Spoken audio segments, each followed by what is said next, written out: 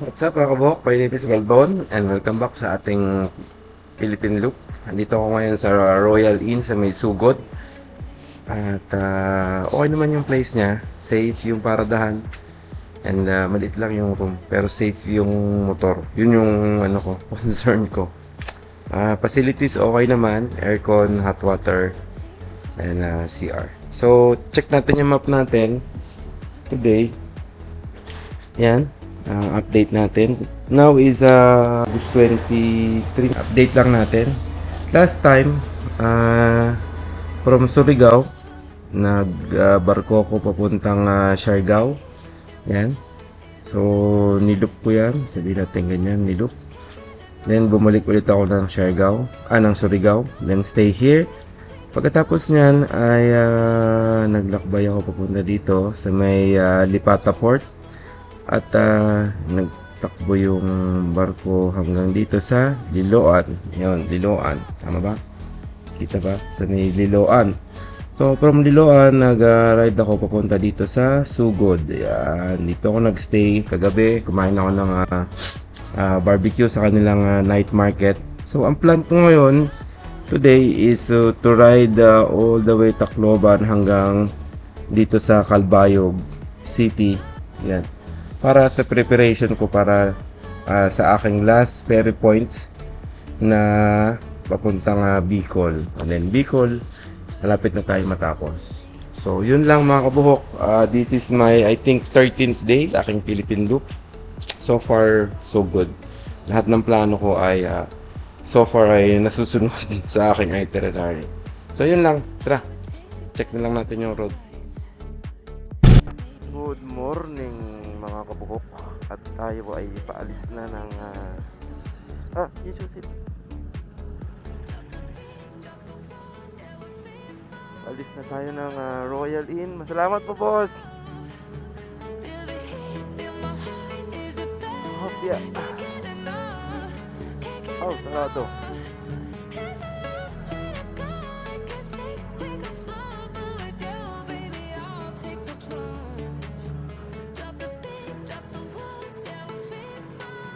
At tayo ay hahanap ng almusal. Ang sabi sa ating map ay 6 hours daw ang ating tatakbuhin. Ayan guys, nakakain din tayo sa Crispy King. Ayan. Okay naman yung chicken. Juicy. Ganda yung road bagong gawa. Ang gilid. Oo, diba? Pasalubong pag po kayo ay Philippine Loop tapos kayo katulad ko counterclockwise, pasalubong yung araw sa umaga kasi syempre sisikat diba sa may bandang Bicol yung araw, sa may bandang east paakyat kayo kaya nakakasilaw. Yun din na isa yung pangalan yan, consider. Kailangan yung tint nyo or ready kayo sa maaraw na na panahon, yung inyong helmet lens nakaakma or meron kayong baon na sunglass, ganyan. Kasi ang laki na ito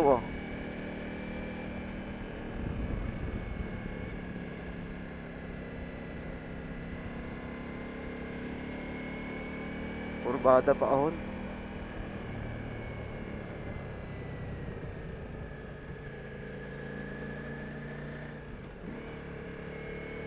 Naubos na pala yung chain loop ko. Parang ilang gamit ko lang yun. Saglit lang ay.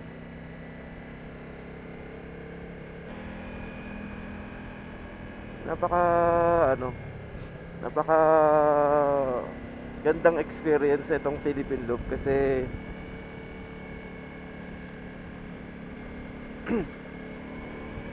magiging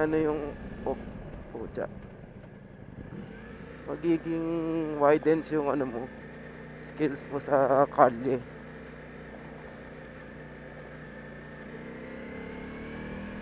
Tsaka yung mga klase ng kalsada may encounter mo, klase ng mga motorista bawat cities. Pero so far wala naman ako naging problema sa Vismin. Walang walang nanghaharas or walang pasaway kamote. Tayo lang yung kamote magpatakbo. Maganda. Kung kayo nagbabalak kayo, magbalak na kayo. Huwag nyo nang i-delay. Sayang ang motor gang.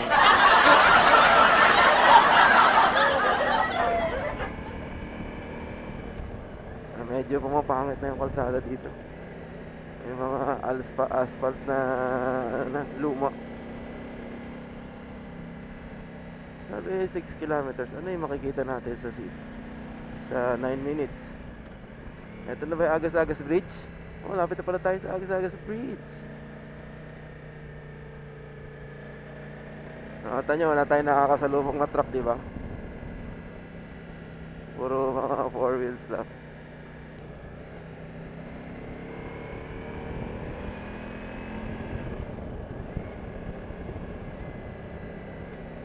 Talagang wala nang practice.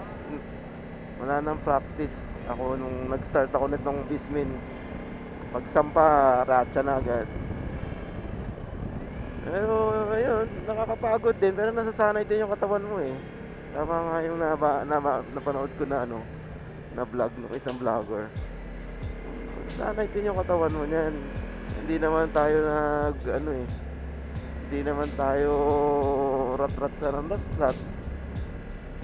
Tamang pace lang. Nasanay din katawan, hindi na kailangan ang dami kaya kailangan nung pag nagpe-prepare ka dito Pilipino, dami akong pinanonood, tips. Pero ang maipapayo ko sa ngayon dito sa karet ng aking Philippine Loop, talaga pack light talaga. Ako dito sa dala-dala ko na gamit. Ayan, kwento ko muna pala ulit. Noong unang araw, dalawa yung bag ko na yan. Ang dami kong dala. Mga kung anong mga damit. Ay, dala ako nito. Baka kailanganin ko. Ay, baka kailanganin ko nito. Ay, baka kailanganin ko nito. Pero sa totoo lang, simple lang ha. Simple lang. Isang short na panglakad o kaya pantulog. Medyo luxuryhan na natin. Isang short na panglakad, isang short na pangtulog, yung damit, yung 5, marami na yung 5. Mga 4 lang masaya na, o 4 nga, marami pa yun eh. Kahit 3 lang. 2 pantalon, medyas siguro mga kailangan madami kasi ako basahin yung pa ako eh. Siguro dapat nagdala ako ng mga 5 ganyan. Kasi gamit ko 3 lang yung gamit ko eh. So every 2 days or 3 days kailangan magpa laundry. Tapos yung long sleeve, ako kasi parang nagsawa na ako sa jacket. Mula kasi nung na-discover ko tong heat air, hindi na ako nagra-ride ng walang heat air kasi extra protection eh. Tapos yun, kanonood ng mga simplehan nyo na lang yung jacket nyo. Meron lang akong inner. Pero of course, syempre, ligtasan nyo yan eh. So, walang over sa safety. Walang compromise. So, yun, may dala akong inner, 2 inner na pwede mo pagpalitin lang yung padding, same lang siya. Naghanap lang ako ng inner na pwede, yung inner na may lalagyan na ng paddings para hindi ka na magdadamit pa sa loob. Oh, ganda naman yan. Ganda naman yan. Yun, inner na may lalagyan ng padding sa loob.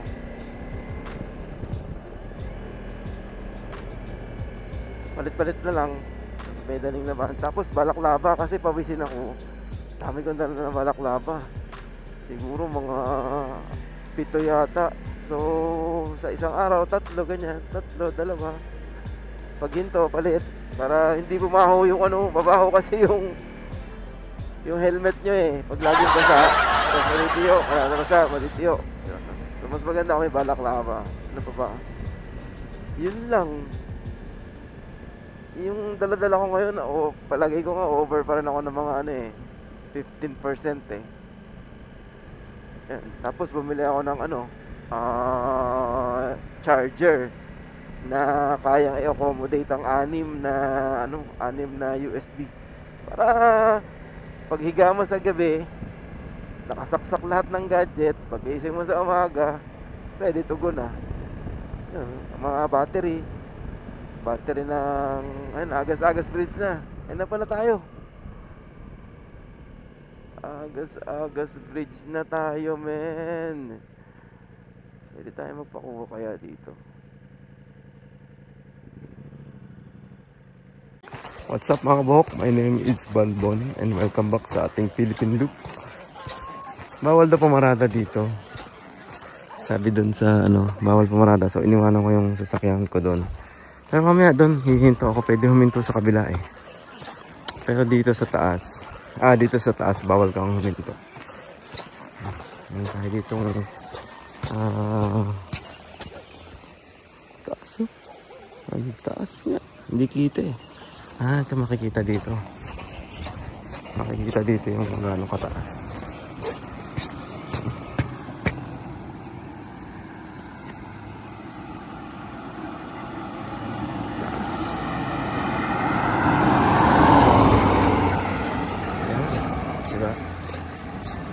Magandang experience. Agas-Agas Bridge, the tallest bridge in the Philippines. Yan, mga kabuhok. Punta kayo dito pag nadaan kayo. Alright. Tapos na tapos na ang ating walking. Meron pala din parang view deck sa taas. Opya.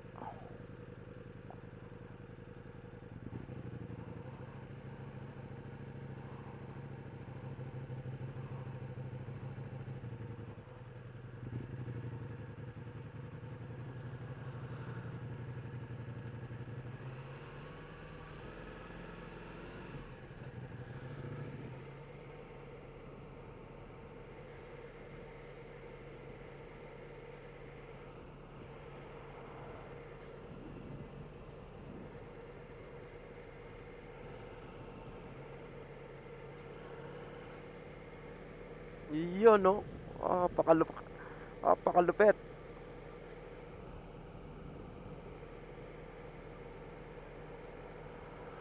Dito tayo mapapakuha tayo dito.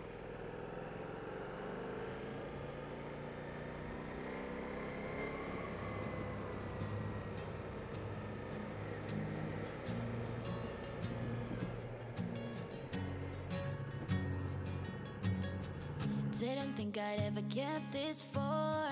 Didn't think I'd ever find the one. I never thought I'd heal from a broken heart. No, never did I ever think I'd heal these scars. Did you think Agas Bridge check. Unlock. that you become is to never forget? Now I'm chilling, sitting, riding shotgun with those three little words. Mamaya ulit. Kita tayo mamaya. Ganda dito bago dumating na Tacloban Ibang lugar to. Ganda ng daan Welcome to Dulag, Patarong Country.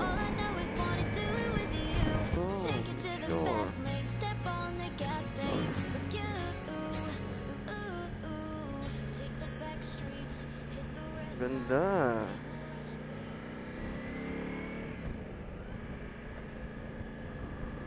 May food court doon close.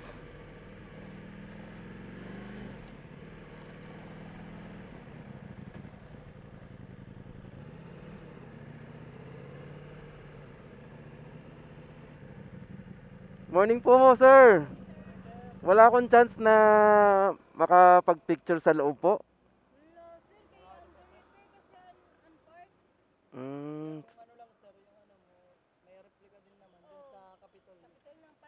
Wala eh. Last money. Last Maning Rasado. Wala, hindi natin nakita si MacArthur. Sarado mga kabok.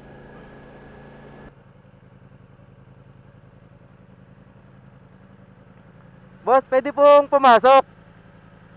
Magpapapicture lang po ako. Saan ako papasok doon? Exit ba to? Ay, baliktad. Baliktad.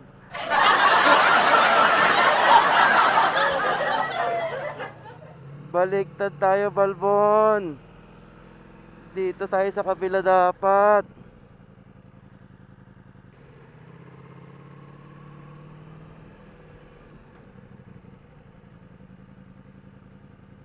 Boss, picture lang po.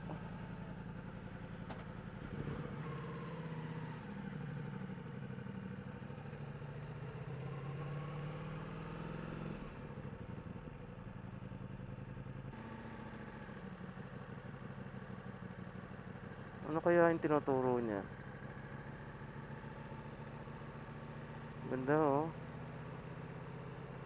Ganda naman ni men.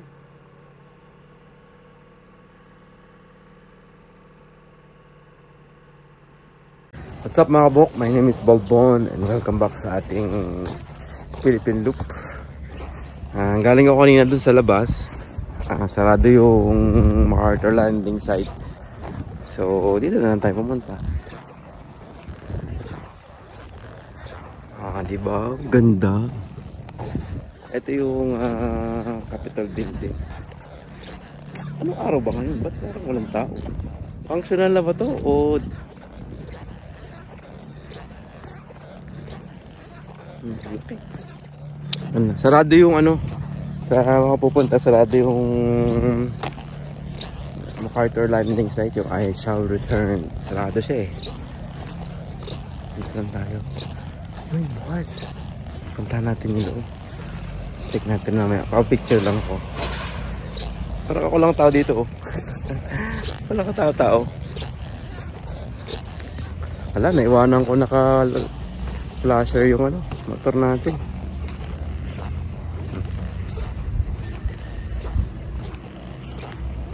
Kuha muna ako ng picture. So yung nandun yung motor natin nakaparada. May bubukong. Tingnan natin kung anong nakalagay. Mayroon dalawang layon pero walang magagawa yung kadena niyan. Makakawala pa rin yan.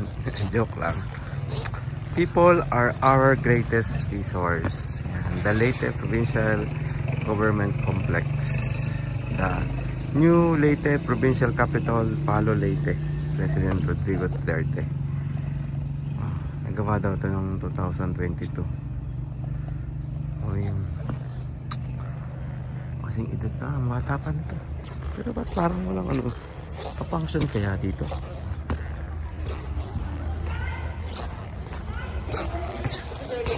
Hindi pa mag-video. Bawal. Ang bawal. Holiday pa lang ngayon. Kaya pala walang tao. Kaya wala ka balik. Kaya pala walang tao kasi holiday.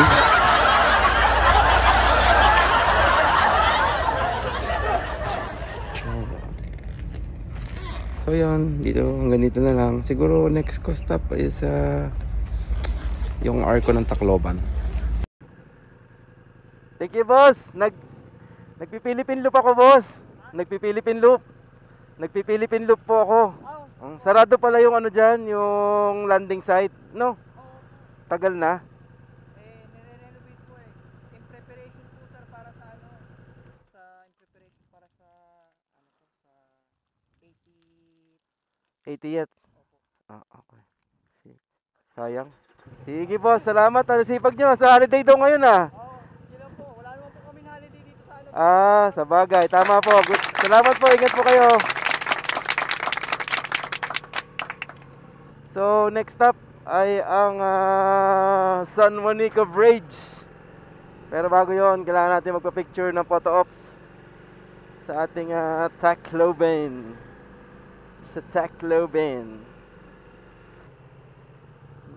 Thank you, boss!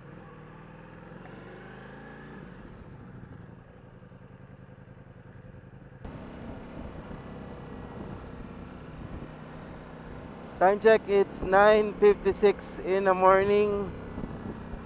At mga around 7, 8, 9, 10 4 hours na rin ako nagra-ride mula Sogot, Southern Leyte.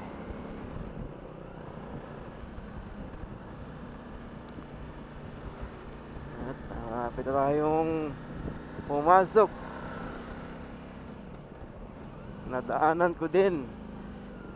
Sabi nga ng isang vlogger, yung dati na mabasa lang niya sa libro, madadaanan niya na. And for me, it's the same feeling na eto na, this is it. Lapit na, boss.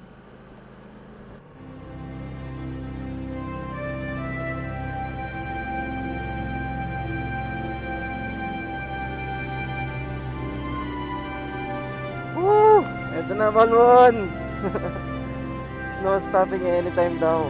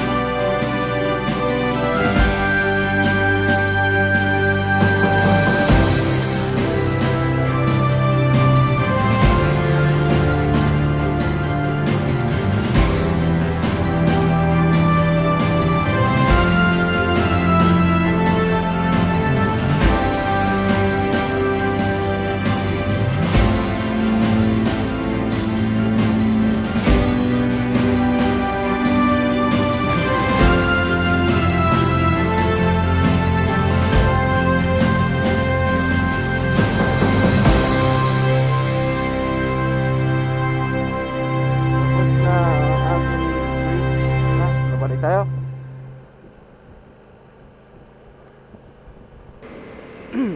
What's up mga kabuhok? Umpisa na po ng ating off-road training. Off-road training, boss. Utakin lang yan. Off-road.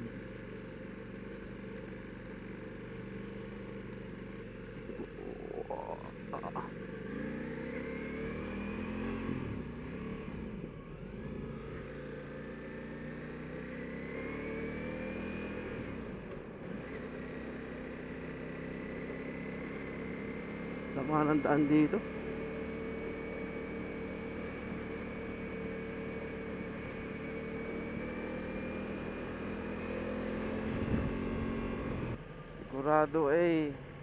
Sigurado na adjust ng kadena din eh. Oh. Diba? Adjustehin mo na ang kadena pagkatapos.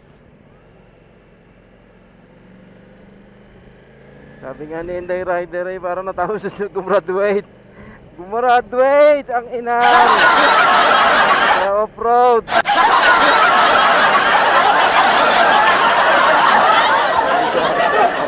Ito talaga namang napakatagtag. Dini ay takbong 20 lang. Kung ayaw mo bengkong ang gulong, o dini nga tayo. Sabi nga sa iyo, pag nakakita ng puting daan, ay di dumaan. Oo. Pagkatigas ng ulong balbon.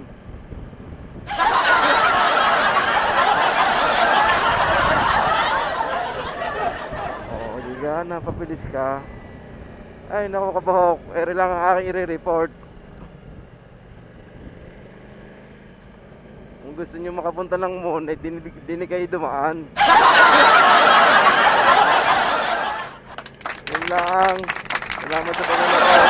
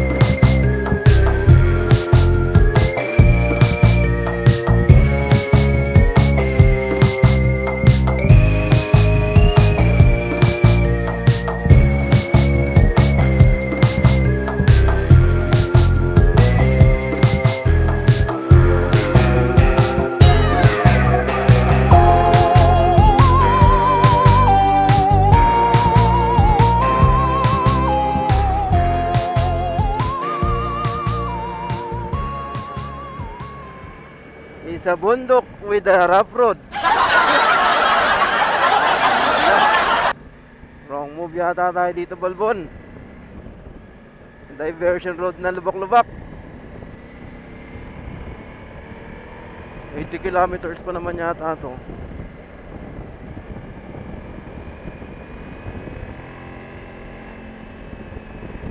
Para roller coaster.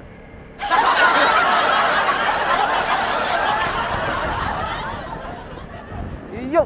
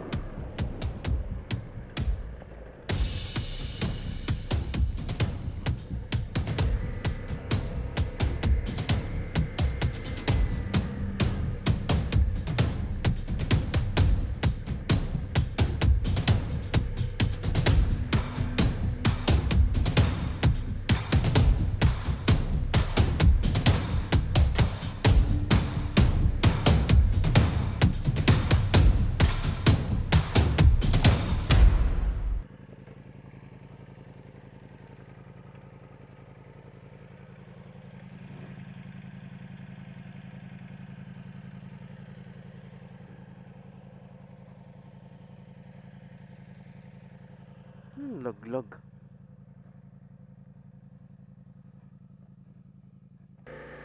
Tangin lang yan. Lalim na na.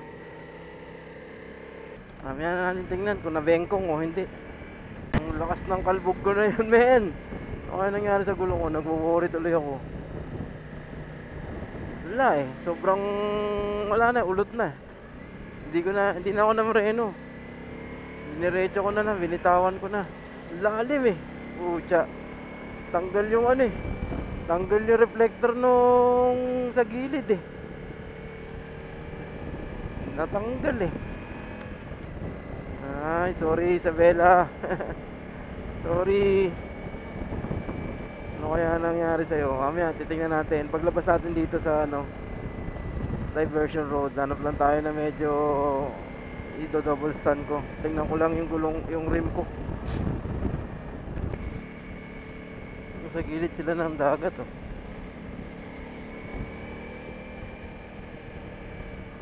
Kala ko may something. Walang something. Kala ko may something. Ayun no. Ayun no. Beautiful naman.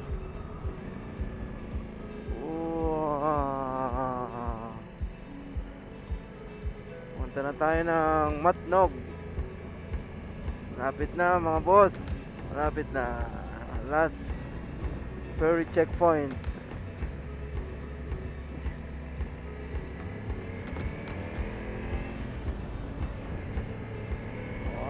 Nagbabadya pa yung ulan. Time check, it's 12:51 ng hapon. Nag-start tayo ng alas 7? Alas 8? I don't know, parang ganun. Ay nako, pagod na. Ang ating mileage check is 417 kilometers na. Ayun, natakbo natin mula kanina umaga. At mukhang tutuhugin ko na to. Bahala na si Batman kung anong kakalabasan dun sa Santa Rita, Santa Clara shipping. Sabi every 2 hours daw ang biyahe. Pero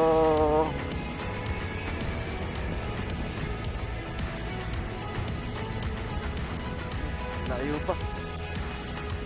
18 kilometers pa. Every 2 hours daw ang biyahe, pero walang schedule. Diba? Astig. Sana makasakay tayo agad para makatawid tayo, makapamahinga, makapag kung ano man ang magawa natin. Sana maisa lang tayo agad. Pag hindi, siguro mag-stay ako dyan sa Allen. Hanap tayo ng stay natin sa Allen para hindi naman tayo rush din para bukas pagtawid. Kasi parang ito na yung last ko na kumbaga parang checkpoint kasi nagawa ko na lahat. Ito na lang yung tawid ng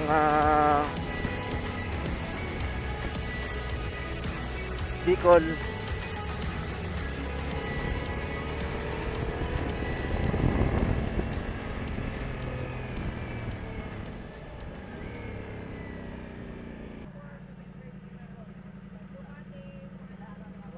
Ilan siya dito sa Ha? parking natin dito?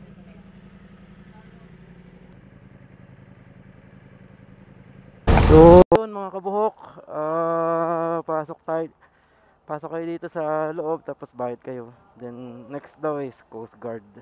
Binayaran ko 875.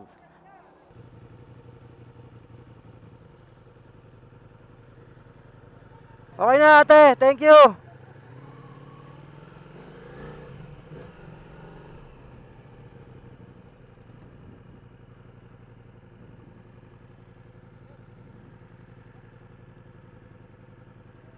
Ako muna.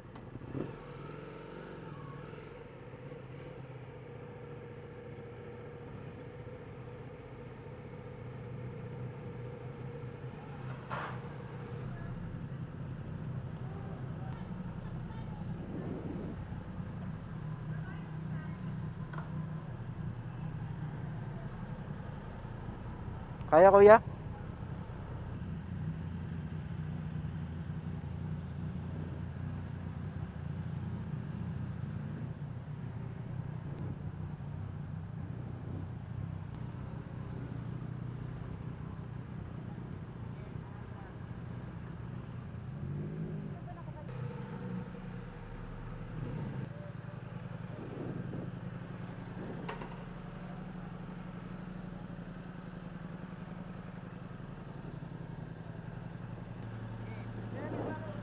So, we're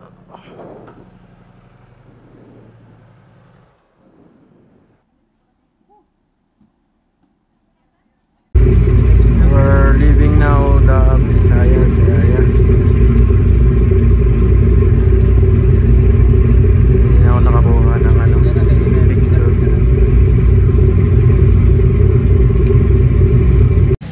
So what's up mga kabuhok? My name is Balbon at nandito tayo ngayon sa may Matnog. Yan, nagpapalinis tayo ng damit. Kalalabas lang natin ng ng barko. Diyan lang yung nandun lang sa nandyan lang yung yung puerto.